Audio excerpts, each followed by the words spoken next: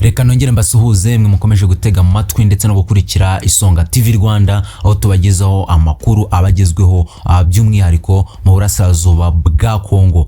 Uburusiya bwisanze mu ntambara ya Kongo ishyamiranyije na M23, ndetse dore ko bivuga ko buraza guhurirayo na Amerika yo bisa nkaho yagezeyo kera. Haraza kuba iki hagati y'Uburusiya ndetse na Amerika guhurira mu ntambara y'Iburasirazuba bwa Kongo, mu gihe bahuriraga mu ntambara yabiraga muri Ukraine. Twabonye ibyabaye, twabonye intwaro nyinshi zagiye ziva muri Amerika zoherezwa muri Ukraine. Gusa ibyo byaje kurangira Uburusiya burekeye Amerika Venezuela, ndetse na Amerika irekera Uburusiya Ukraine. Noneho ubu ngubu ko bagiye guhurira mu ntambara iri gushyamiranya leta ya Kongo ndetse na M23, haraza kuba iki?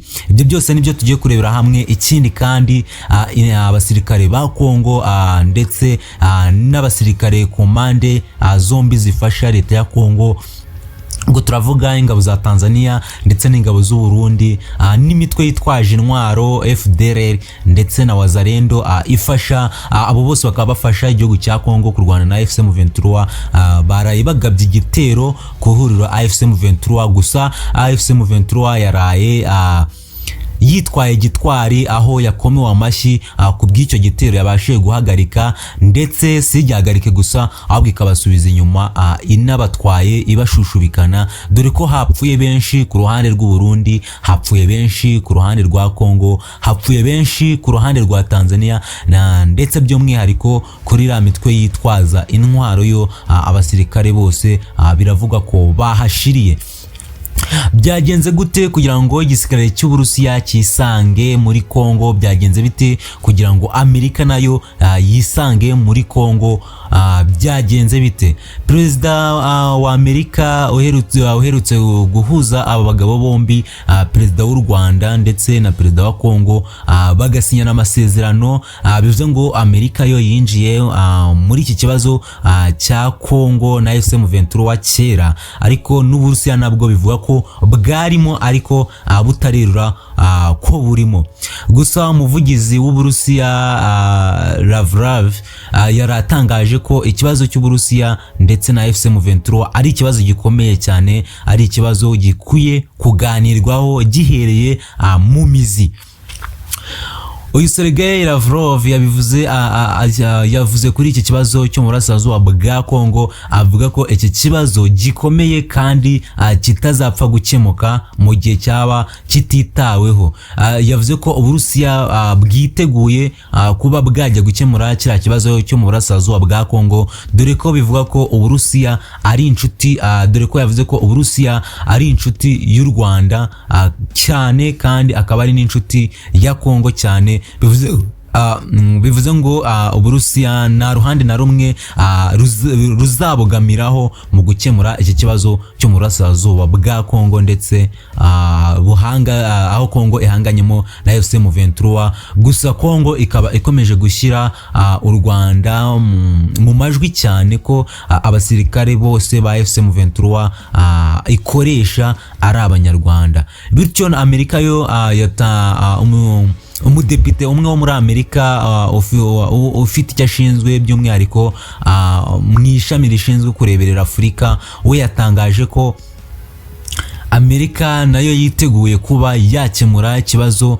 noneho byimbitse, ikibazo gikomeje kuba mu burasirazuba bwa Kongo, gikomeje guhuza leta ya Kongo ndetse na M23.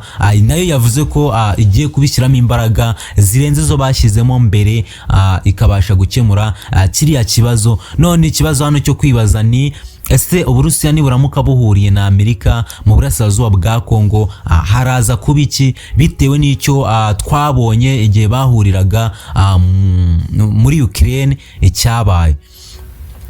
Naho Amerika yo umuyobozi w'umudepite yaratangaje ko Amerika yiteguye kuba yakemura icyo kibazo. Ikindi kandi si ibyo gusa yavuze, ahubwo batangaje ko ubuyobozi bwa Amerika bwatangaje ko u Rwanda ndetse na FCM23 ubu ngubu ari bo ngo bafite ahantu hose bavugaga ko FDLR ari icumbitse, aho iyo mitwe yose y'iterabwoba yakoreraga muri Kongo ariho icumbitse. So bavuze rero bavuze ko bagomba u Rwanda ndetse na FCM23 ari byo bigomba kurimbura iyo FARDC. Muri make ni nkaho bavuze ngo leta ya Kongo ibyo kurimbura FARDC tubijyanye mu busesenguzi ni nkaho bavuze ngo leta ya Kongo nireke iyo mitwe asigaye igisirikare cy'u Rwanda ndetse na FCM23 aribo bajya guhangana n'iyo mitwe, aribo bajya guhangana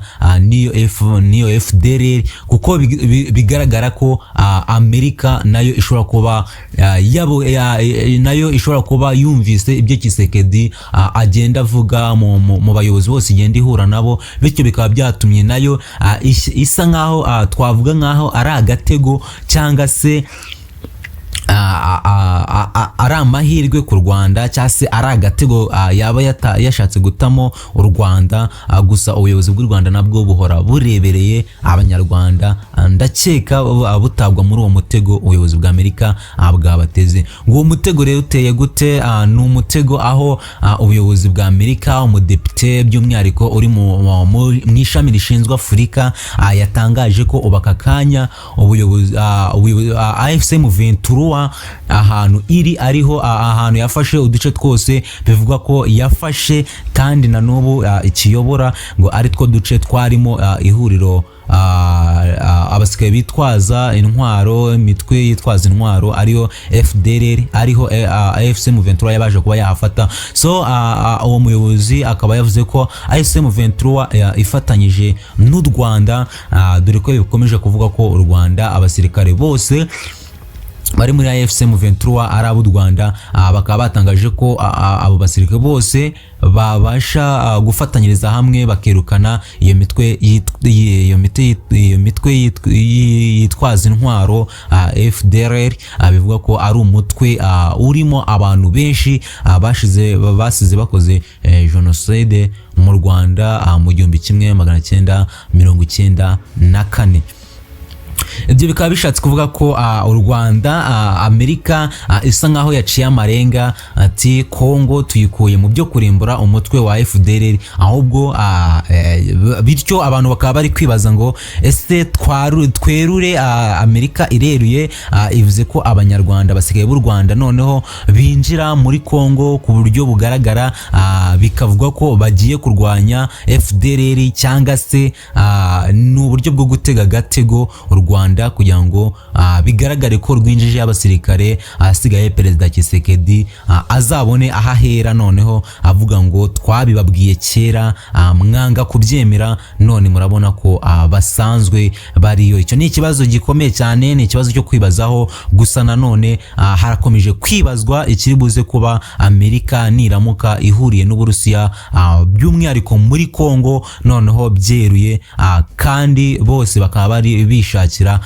amabuye. Gusa bizwi ko Uburusiya ahantu bugeze butaba bujyanye n'umutungo cyane, gusa twese turabizi ko Afurika turabizi ko nta keza k'abazungu baza baje gutwara ibyo bakeneye bakigendera bakadusiga.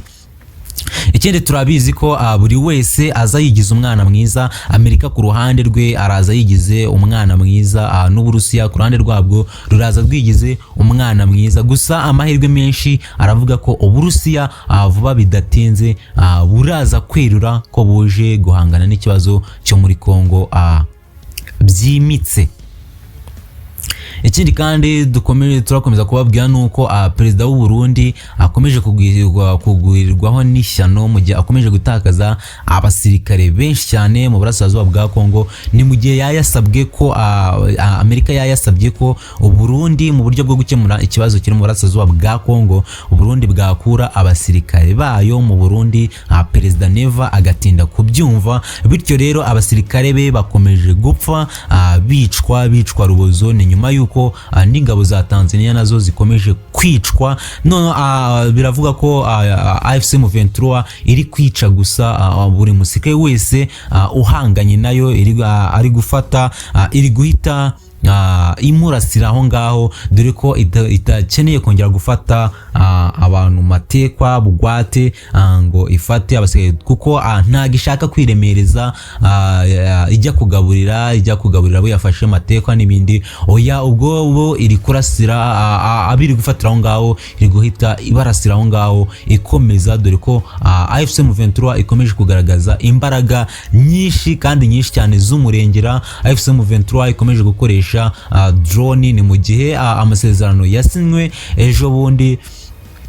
Bivugwa ko AFC M23 basinyanye amasezerano y'agahenge ko nta muntu n'umwe wemerewe kwataka undi hagati ya AFC M23 ndetse na leta ya Kongo. Gusa leta ya Kongo ikomeje kwataka AFC M23 yigabaho ibitero, nk'igitero AFC M23 yaraye isubijeyo, cyari igitero gikomeye cyane, aho ingabo zose ziri hariya mu burasirazuba bwa Kongo zazishyize hamwe, yaba ingabo z'u Burundi, ingabo za Kongo by'umwihariko ndetse n'ingabo za Tanzania, tutibagiwe n'iriya mitwe iriyo yose yitwaza intwaro ariyo FDLR ndetse na Wazalendo.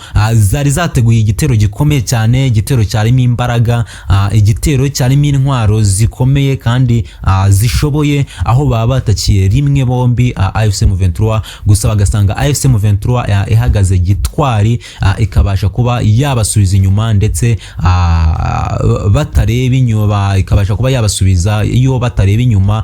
Muri make yabasubijeyo ibarasa umugenda.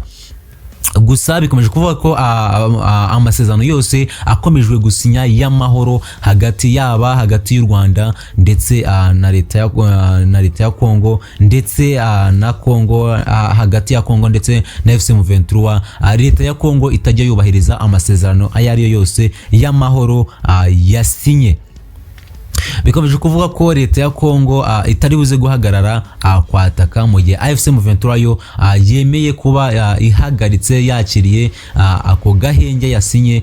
Gusa nayo ikavuga ko nubwo yasinye amasezerano y'amahoro hagati ya leta ya Kongo ndetse na AFC M23, habayeho amasezerano y'amahoro, AFC M23 yatangaje ko nikomeza kuraswaho gutyo igakomeza kwataka itari buze kurebera, ahubwo nayo iri buze kwataka kandi ku muvuduko wo hejuru. Nyuma yuko AFC M23 yasabwe guhagarika ikintu cyari cyo cyose, yaba inkunga y'intwaro yaba yakira ituruka hanze, yaba inkunga iyo ariyo yose undi muntu yayihereza. Ikindi kandi isabwa ko nta musirikare n'umwe yemerewe kongera kwinjiza muri iki gisirikare cya AFC M23 mu gihe amasezerano y'amahoro yaba akomeje kubahirizwa yasinye hagati ya leta ya Kongo ndetse na AFC M23. Ibyo bikaba bikomeje kurebwaho nimba biri buze kubahirizwa.